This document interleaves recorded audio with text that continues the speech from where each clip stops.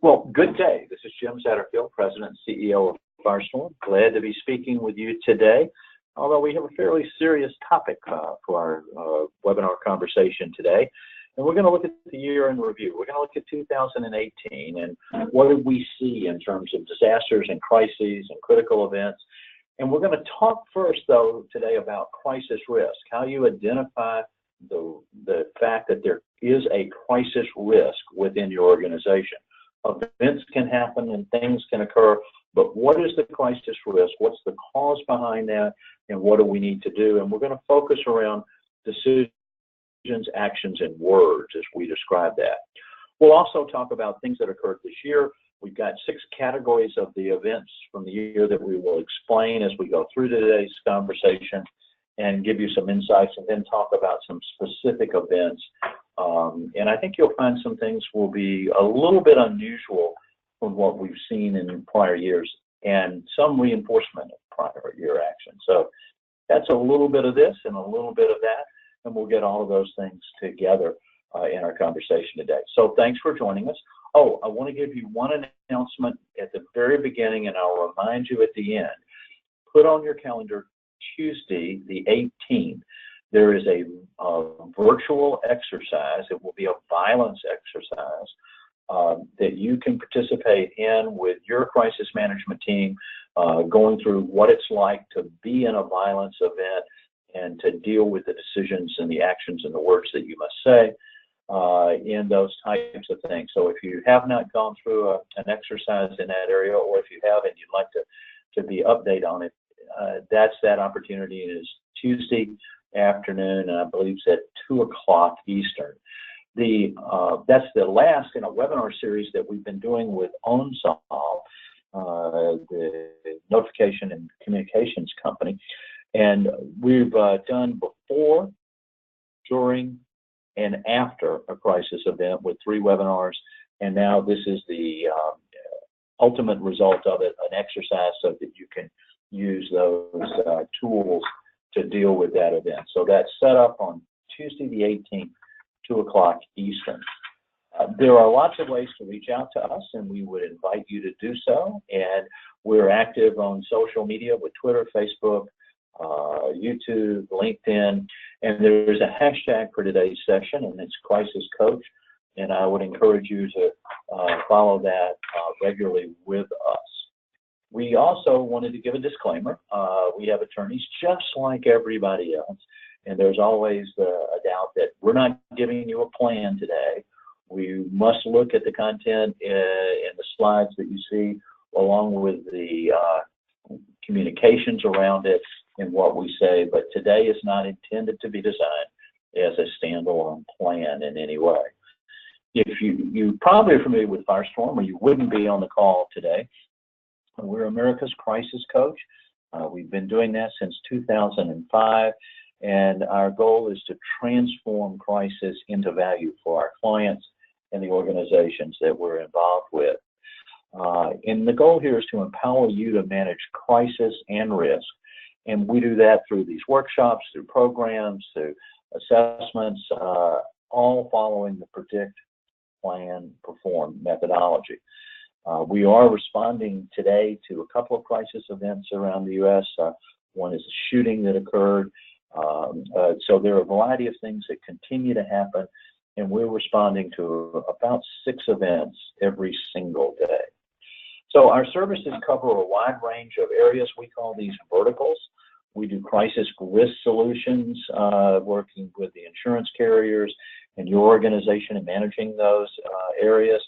We provide staffing and people, both on a permanent placement as well as staff augmentation. Many of you know Cheyenne very well and what BC management has done through the years. We also provide security solutions with security assessments and plans of all types, behavioral risk threat assessment, training and certification in those areas. Professional services would include plans, reports, analyses, ranging in each and every area. And my slides seem to have a mind of their own today, so let me get back up to that little vertical look. And then helping you know, and then training and exercises along with it. Intelligence, we do predictive intelligence. We use open source intelligence, and we're doing that now for multiple organizations, both in the academic and education market, as well as in the business marketplace. There always are warning signs, and knowing those and seeing those identified gives you an opportunity to intervene before it escalates to violence.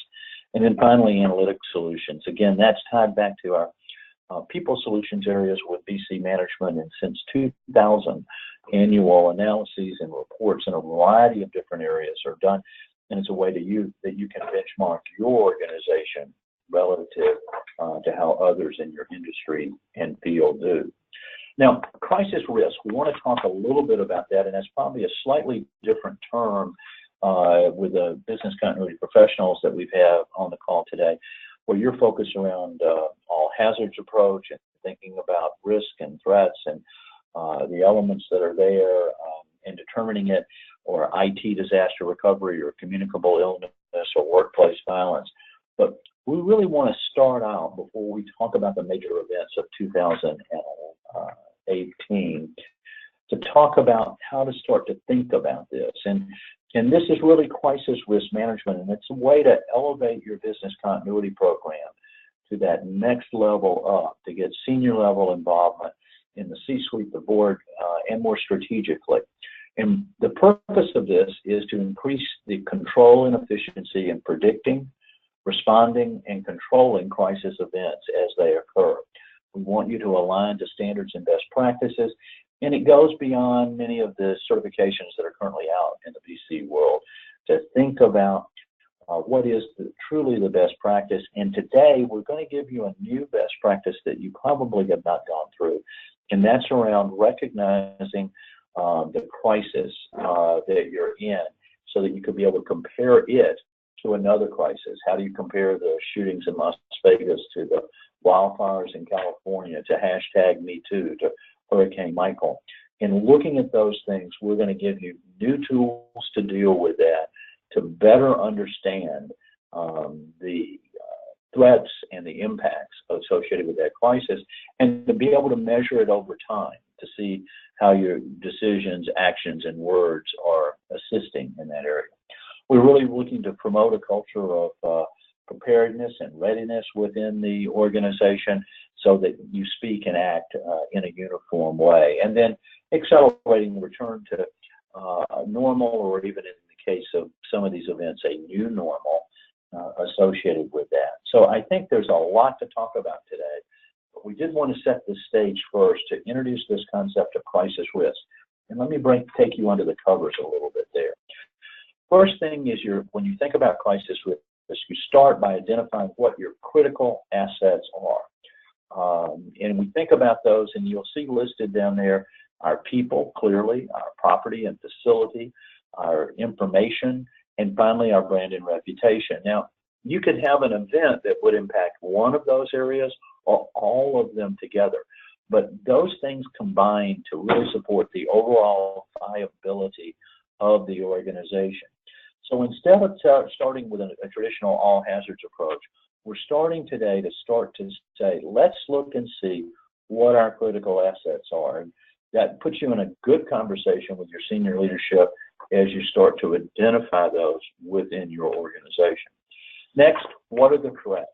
What is it? It could be a person, it could be a thing that has the potential to harm one of those critical assets. That's when we're thinking about threats. That skull over there looks a little menacing as I see it cast there on the screen. But so first we start with, what are your critical assets? Next, we want to focus on what are your threats? And then finally, we want to look at what your vulnerabilities are. What's the weakness or gap that would impact your ability to recognize and to respond to those threats? If you're thinking about physical security, there are many things that you can see in a security site assessment, a physical security assessment.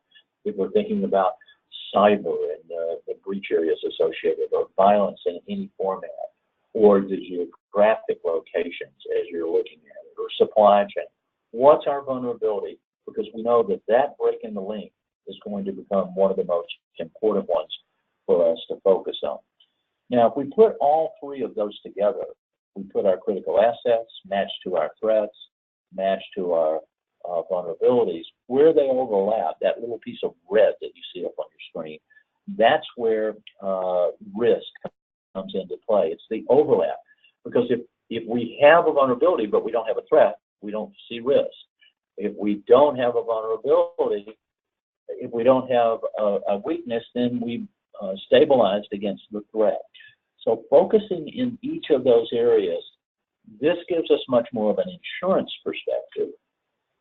And when you think about the insurance industry, their role is to both identify and quantify the risks that you have within your organization. And then through risk management, they're looking to how do we mitigate those impacts, or in the response, the crisis management, how quickly can we return to come back. So to think about this a little bit differently, that was our goal today, to get you to focus on critical assets, threats, vulnerabilities, coming to risk. And now I'd like to have you stop to think about triggers. Triggers are indicators that a potential event has happened or may likely happen, because identifying those triggers tells us what we have to monitor. Again, open source intelligence tells us a great deal about these areas. And so within all of your businesses, as you're focused on what those risks are, what are the derivatives that you monitor to tell you that they may start to occur? Now, if these triggers have been hit, then guess what? You've got an event. An event is something that becomes a reality or an actual loss or damage of one of those critical assets. Something could happen to our facility, something could happen to our people, something could happen to our information and our technology, and finally something that could happen to our brand and reputation. Well, all of those things could be combined together, and it becomes very material. So a crisis then is generally a sudden and unanticipated event impacting the organization. And look at the areas, the stakeholders, the brand, the reputation, the trust, or your strategic goals, or combinations of all of those things coming together. All those little dots look like they're moving around in helter-skelter format. But as we think about it, it comes down to crisis. In today's business organizations, crisis is seen as strategic, continuity is seen as tactical, and there's clearly been shifts away from many of the historic areas. So the insurance industry came to us and said, how do we compare this crisis to that crisis? We've also done this project with some large clients to help them better understand how to deal with that. So my first comment to you is we're going to start to talk about how we assess the crisis risk level within your organization. And we do that by looking through an emotional lens. Is there outrage from this event? Is there fault? And is there fear? Are people going to be angry and upset that this had occurred and there's definitely outrage? Is there a fault that we did something wrong? We're going to be held accountable? And is there fear that there's more to come, or there are other implications that would come back? Now, you can have a crisis with only one of those three things present, or two or three, but it certainly would gear our decisions, actions, and words if we were trying to address fear versus fault associated with it. If you think back a number of years ago at the Flint, Michigan water problem, where there was contamination there, and a parent went to the sink and turned on the faucet to get their child a glass of water, and the water was brown, and it smelled bad, and it tasted bad. Was there outrage? Yeah, I'm paying for water, and it's contaminated. Is there fault? Yes. The leadership knew about it. The agencies involved, the government involved, and charges were filed even at a criminal level around it. So there was clearly fault. Was there fear? Yeah, my child could get cancer associated with this. So if you think about it, that's a fairly extreme crisis. So you could measure this on a 5-point scale, going from no or little all the way up to severe, and to better understand, because there could be outrage and no fault, there could be outrage and no fear, but the more of those that you combine together will impact how you manage that particular crisis event. And this determines the level of the crisis risk. Now we want to determine the scope. So the broader the reach, the faster the acceleration, the more significant the context, the more likely this crisis event, this crisis risk, will become strategic within the organization. So we look at reach, acceleration, and context. Reach is the volume, the source of this problem. Is it 10 of our clients that are affected? Is it 10,000? Is it 10 million? Is this something that's affecting everyone in our city? What's involved associated with it? Acceleration. Are you the lead story in the Penny Saver, or are you the lead story on CNN tonight? Completely different scenario. And so the context of this, what are we talking about? Is this a hashtag Me Too event?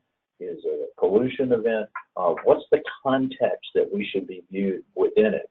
So we could then measure the scope, how far this goes out, to have a pinpoint on where this problem, this crisis lies.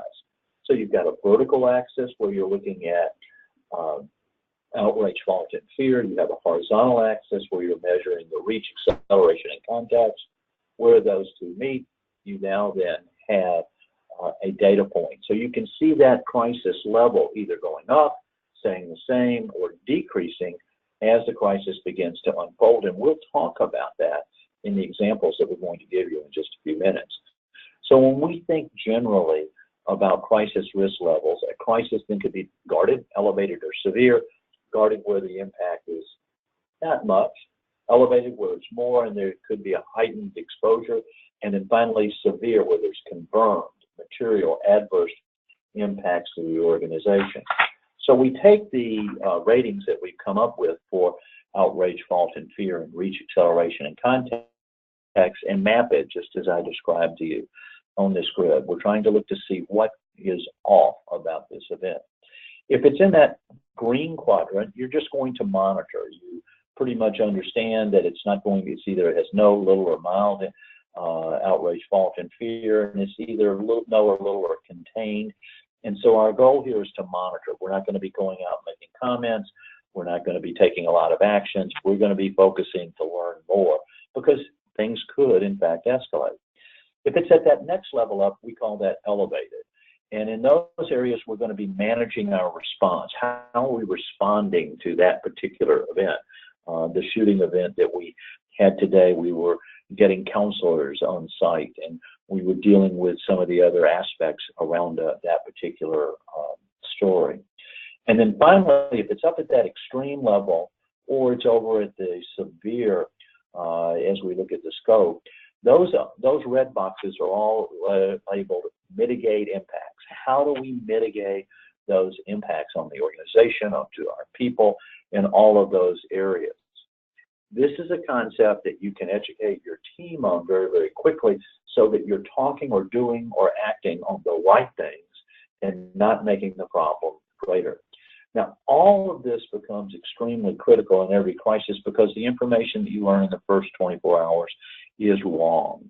Most of the information you get early in the crisis, you're going to be having to make decisions without the full information suite that you would need.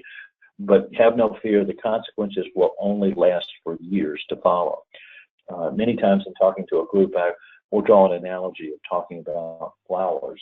In the state of Georgia, where I'm located, the flower is the Cherokee rose. That's the state flower here. You may know the state flower in your state, but let's think about another. How about Colorado? State flower of Colorado is columbine. When you hear that name, you do not think about a flower. You think about a shooting event. Crisis defines. That's part of the reason why you've got on the webinar today to hear about the crises from 2018 and what are the defining events around it that we should look for. So finally, the worst disaster you're going to see is the one that happens to you, your school, your business, or your people. That's where the focus needs to be and will, in fact, be. So we took a look at all the events in 2018, and we put them into 6 boxes or buckets. We're going to talk about each one of these individually and give you specific examples today.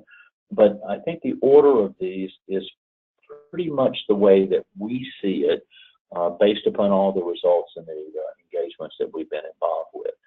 No surprise to anyone, violence has been a dominant factor this year, and I'll share some new statistics from you that are quite alarming and should impact. And we also will take away, because we're going to be talking about more than one violence event, that this is not something that happens only in big cities. It's not something that only happens to big companies or organizations. It's not something that only happens to schools. It's from the small to the large, from the event to the rural to the urban to the suburban, all together. So violence has to be a key element that should be entered in your plans. By the way, we're seeing business continuity professionals being pulled more and more in dealing with that side of the house because of the controls, where you look at your emergency response teams, your crisis management teams, your ability to recover and respond in each of those. We're also seeing security, physical security, coming much more aligned with your information and cybersecurity side of the house. Hashtag #MeToo has certainly been an escalating series through the year. We've got some poster children there that we can talk about and some other things, but it is becoming a factor in the workplace in so many different areas of how we interface with each other. Environmental, whether we're talking about things that occur naturally or otherwise, certainly been a pivotal year, and as usual, we will find that each year, and we'll give you several events that we wanted to bring back to your attention. Cyber breach remains a specific concern, and we've got, while in some cases we say, well, gee, it's pretty common, it happens a lot, not having a cyber breach response plan, that's opposed to having a plan to deal with the forensics and fixing the problem, but how you deal with it can have a significant impact on your organization, brand, and profitability, or in some cases survival, depending upon the size and the scope. Financial, we're starting to see the emergence in 2018 of some new financial crises and risks, and that has to start to play a hand in some of the decisions that you make in your organizations during the year. So I would encourage you to think about those things as we talk about. And we're going to end with civility. It seems that we no longer speak with each other, we speak at each other, and that's going to become an increasing factor. And we'll have contributions back into each of these other areas, but in particular, the one around violence. So we also are seeing terms now used in interchangeably, but in new ways. Disasters, crises, right now the term of art in many areas are critical events or critical incident. You're seeing critical incident management or critical incident response as a new term of art, and I think those will continue. Emergencies are also thrown into these categories, but emergencies tend to have less of an impact in that description. So thinking about where your organization is today and how you use these terms will help, I think, in a great many ways. So I want to move into violence. On January the 28th in Melcroft, PA, we had a shooting at Mel's Car Wash. 4 people were killed, 1 was injured. And the reason why we pulled this out of all the things that we could talk about is the size. We're not talking about a big company here. We're not talking about hundreds or thousands of employees going out on strike or an issue. We're talking about an event at a car wash. All of us have been to a car wash, have had our car dealt with, but violence is starting to permeate in multiple aspects of it. The following month, we had the shootings in Parkland, the Marjorie Stoneman Douglas High School. 17 were killed, 17 were injured. This shooting, more so than any of the others in recent years, seemed to energize a base to bring more issues to address how do we make a difference. And in fact, on a federal level, there's funding been allocated back from the federal government down to the states, and the states to the counties, and the counties and municipalities down to the individual schools. But we're seeing a rush. We're also seeing a lot of discussion where there's Band-Aid attempts to be put in. Is this arming teachers? Is it putting in another respect associated with it? It has kept this in the limelight, and unfortunately, when I share the last statistic with you later in this section, you're going to see that it's a broad problem. In that in mind, in May, we had a shooting in Santa Fe, Texas. 10 killed, 10 injured. It's terrible that we have a report card every time one of these events would come into play.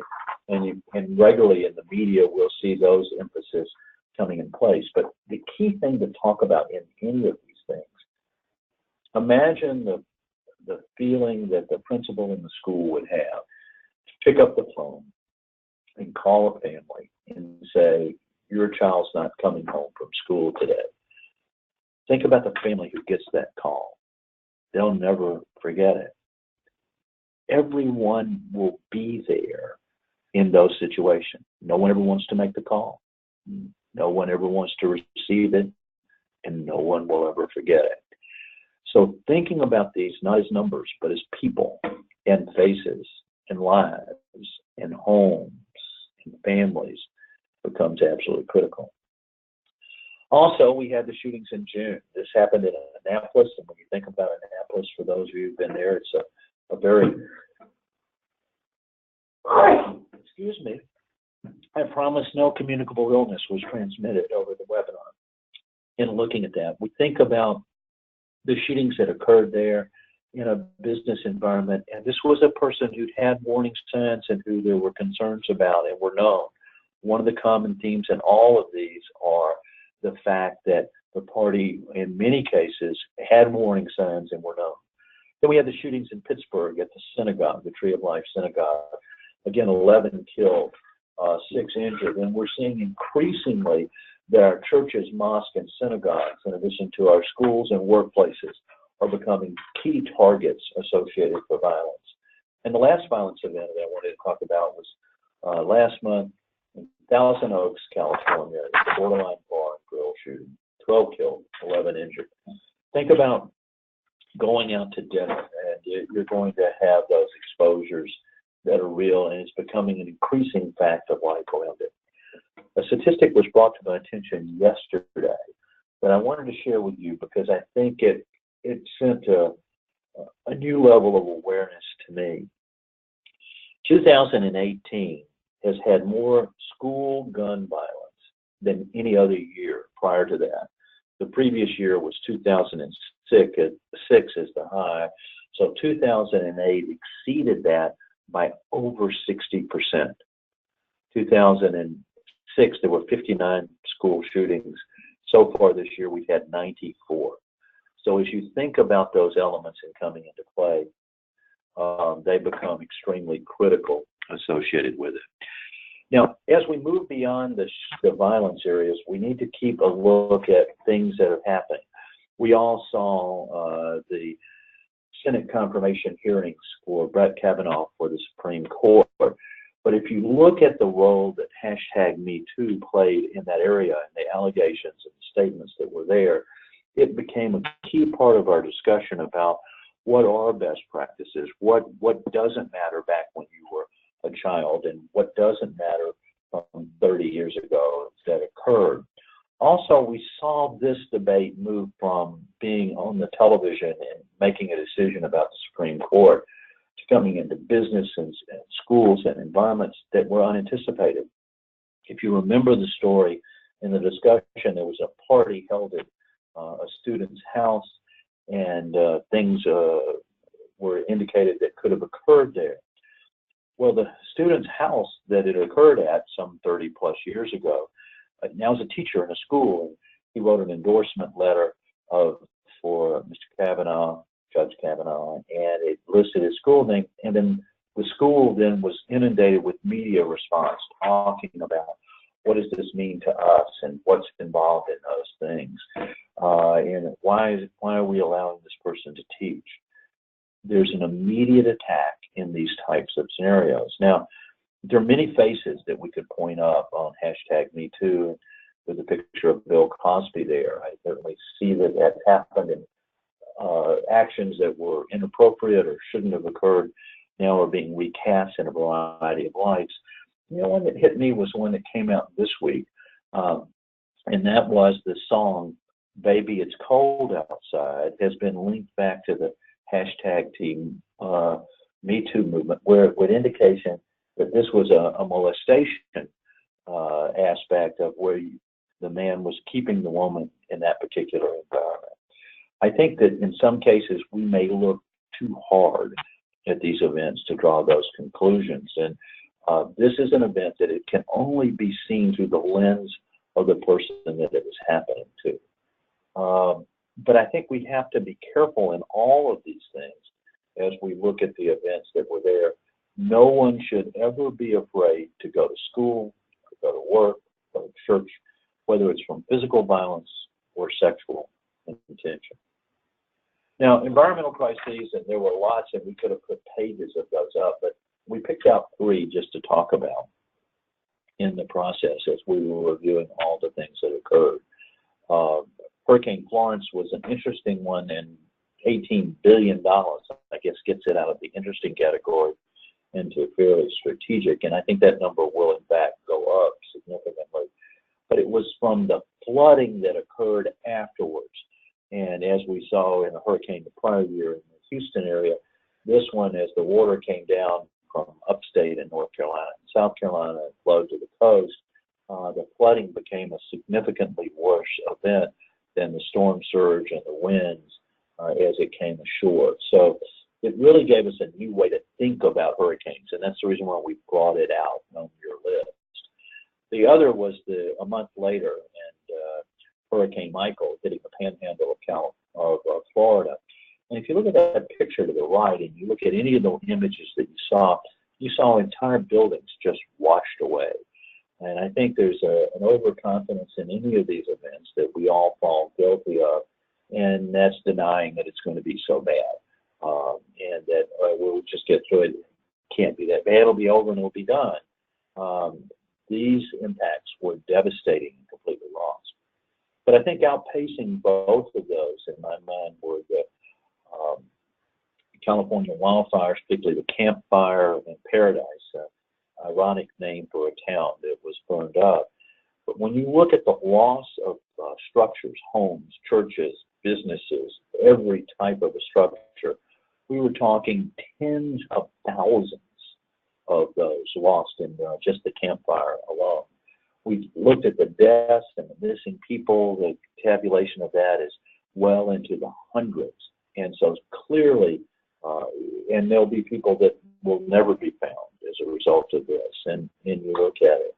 When I looked at the pictures associated with it, and I don't know what your image of hell is, but it looked like hell. It was burned completely to the ground, and in many cases, you couldn't even tell what was there and what was lost associated with it. So these types of events are significant. And when you look at that line down there, the Camp Fire, the nation's deadliest in a century, it's just because we say it's a 500-year flood doesn't mean it's every 500 years. These events were material. Causation is not my focus today. It's in the idea of being prepared and how do you respond. There were individuals who died in the wildfires because they waited to get out in their cars and were unsuccessful. Environmental issues remain a topic for us to look at and the threats and exposures. Cyber breach, we've become a little jaded on the subject of cyber breach. There's almost a new one every week, and how do you compare them to it, and it becomes mundane, I think, as you look at it. We picked the Marriott breach simply because, A, it was recent, but B, look at that number. 500 million people were impacted by this. Losses of passport data and information, identities, the impacts were staggering associated with it, and I don't even want to try to figure out a dollar sign associated with this particular one. You add to the fact that there's been linkage to China, and we'll talk about the economy in a minute, but the whole idea of a bad actor, a country that would be looking to bring this type of disruption along the way. By the way, I was looking at another unrelated story and saw that there is now an app that you can get to be able to file your own lawsuit associated with cyber breach. The world has come a long way, and look for the level and the quantity of these suits to accelerate. So coming in a strong position, number 4 as a category for the year would be cyber breach, and we would again forecast, just like with violence, just like with #MeToo, and just like the environmental issues, cyber will dominate us again next year. It's the first time we've added the economy when we focused on looking at the threats and risks and crises that have occurred in the year. And there's been a lot of speculation about where we are and what's going to happen next. I see one of the former heads of the Federal Reserve has said that they feel that we're headed likely into a recession, and a significant one. We certainly see trade unrest with other countries, and as we look at those types of events or an exposure. We also have a different exposure that's kind of been a backdoor of an issue because things were good that now is exposed to our organizations, and that is the very, very low rate of unemployment. We have a lot of people at work, but right now you can run an ad and you're not seeing the applicants that you would have seen in the past. You're also seeing a wage pressure starting to go up, and that's affecting us in a great many jobs in a great many ways. As we're looking to say, what are the alternatives to workforce, even if it's automation and something as simple as the fast food business. Look at the pressure in our childcare area on can we get workers to come in and supply and work in that environment given the low rate of pay associated with it. So the uncertainty factor here with the threats from foreign governments, with the tariffs, with the price, the pressure, the low interest rates that you can get on your money, and the fact that you can suddenly get swings in the stock averages of hundreds or even thousands of points in a single day. So I think economy is going to play an increasing factor as we look at 2019. But the last point I wanted to bring up about this year is civility. We don't talk with each other anymore. We talk at each other. And that seems to have spilled over into a violence area in the workplace. And it's a significant event where we're seeing this behavior escalate to violence. And it's hard to believe that someone would be upset over those particular things. And that becomes the trigger for that first category. So I think this is linked back to the violence area. We're seeing it pick up. There were shootings in a mall earlier, just around Thanksgiving, and it was around shoes in a shoe department.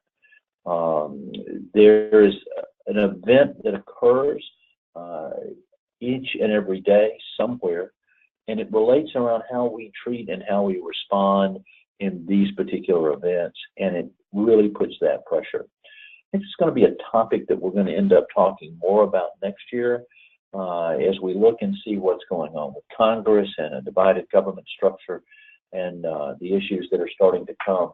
But think about as an exposure and a risk and a threat, how you're going to deal with civility within your organization. I won't repeat everything I talked about with the Firestorm services and the verticals, but if you need assistance in any of these areas, we are here, whether it's security assessments or plans or predictive intelligence or the analytic solutions or staffing. We're here to help you. And again, if you find yourself in a crisis, we want to be there for you. So what's next? Where do we go from here? We got to this point. We have made it through. I think I've taken my last trip for the year. I hope so, at least, as we think about what's going on. You can download a brief about this probably next week. There will be a recording of this webinar up on our website with all of the webinars that we've done during the year. So you have access to a virtual library of training around crisis and risk management topics and processes to be done. I would encourage you to look at your program and have a set assessment, a guided self-assessment of your plans. We'll be glad to waive the fee for that. That's a great way for you to understand where are we versus where we need to be and what can we do to accomplish that. We also have a program called Crisis Stop. We would be glad to explain that to you, where we can assist your organization in that critical first hour as you're focused on what are the decisions you need to make, what are the actions you need to take, and what are the words that you need to say. And finally, in this area, I will remind you where we started the webinar today, and we talked about next Tuesday. That's December the 18th at 2 o'clock Eastern.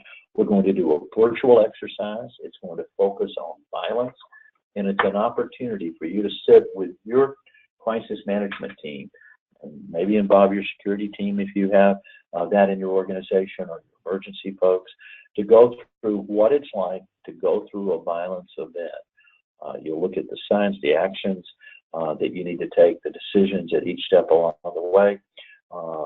Ann Pickering, the president of OnSolve, will join me as we facilitate you going through that exercise. There'll be a chance for you to share your input at each point along the way, and we'll give you some additional insights. And hopefully that will all come together to give you a better feeling for how you would approach these topics. I have quoted many times that there's an Irish custom or an Irish song or a curse, depending upon your perspective. May you live in interesting times. 2018 was more than interesting. It was devastating for thousands of people. When you look at the damage from natural or environmental events, you look at the events that occurred from violence across the country, no one should be in that type of an environment. But how you compare this crisis to that crisis. Think about the tools that we gave you today to talk about outrage, fault, and fear, to talk about reach, acceleration, and context. How that's integrated into a pragmatic plan within your organization elevates those decisions into a more strategic environment. So it's not a check the box type of an approach. So if your business continuity program or your crisis management program is more than a check the box, as the world continues to evolve and there are new tools available, I would encourage you to embrace them.